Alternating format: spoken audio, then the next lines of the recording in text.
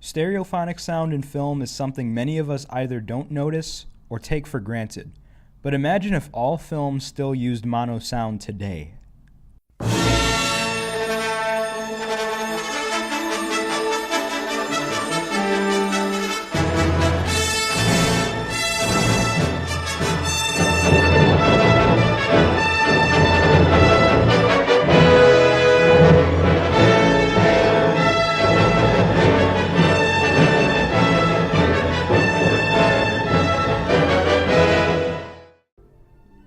Now, what exactly is stereophonic sound?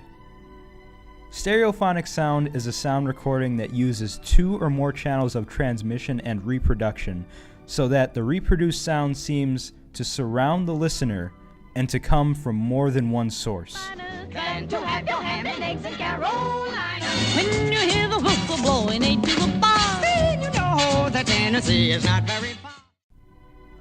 Modern stereophonic technology was invented in the 1930s by British engineer Alan Blumlein at EMI, who patented stereo records, stereo films, and also surround sound.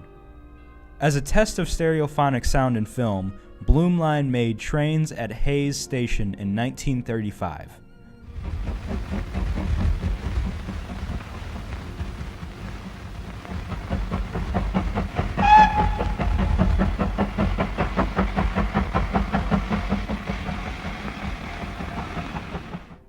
Meanwhile in America, the folks over at Bell Laboratories were also doing stereo sound recordings and tests.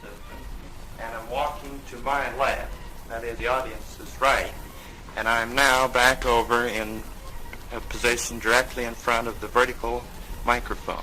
Yes, we've just interchanged our positions now. I'm in front of the lateral microphone, and Mr. Patterson is now in front of the vertical microphone. In 1937, they introduced it to Hollywood, which studios used to mix down their soundtracks into the perfect mono.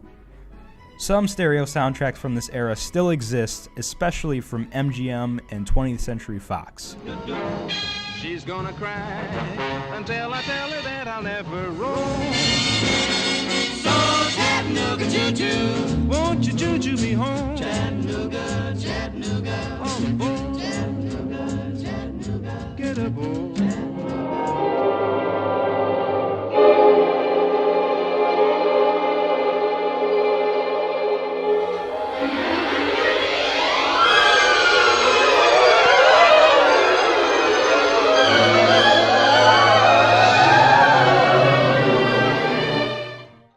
The first feature film to have a completely stereo soundtrack was the 1939 MGM film The Wizard of Oz.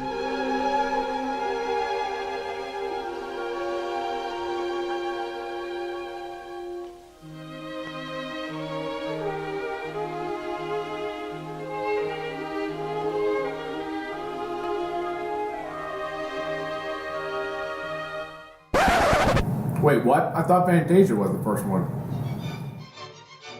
Well, technically, that's the first film to be released in stereo. Even still, the general public did not see the film in stereo until 1956. The Wizard of Oz, like all other films from that time, was released in mono, but its stereo soundtrack still exists for the most part. We don't see much advancement in the use of stereo until 1952 with This Is Cinerama. Ladies and gentlemen, this is Cinerama.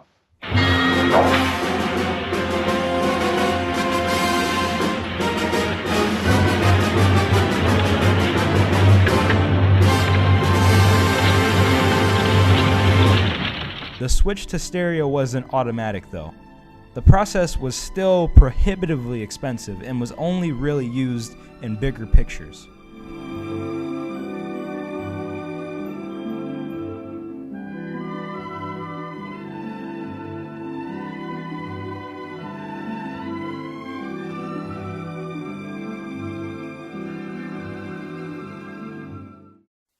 Today, to get the public to attend a picture show, it's not enough to advertise a famous star they know. If you want to get the crowds to come around, you gotta have glorious Technicolor, breathtaking CinemaScope, and stereophonic sound. could witness Valentino in the Chic, they never would appreciate this lover boy's technique. If you want to hear applauding hands resound, you gotta have glorious Technicolor, breathtaking CinemaScope, and stereophonic sound. The customers don't like to see the groom embrace the bride unless her lips are scarlet and her mouth is 5 feet wide. In glorious Technicolor, breathtaking CinemaScope, or Cinerama, VistaVision, or Superscope, or Taddeo, and stereophonic sound, and stereophonic sound.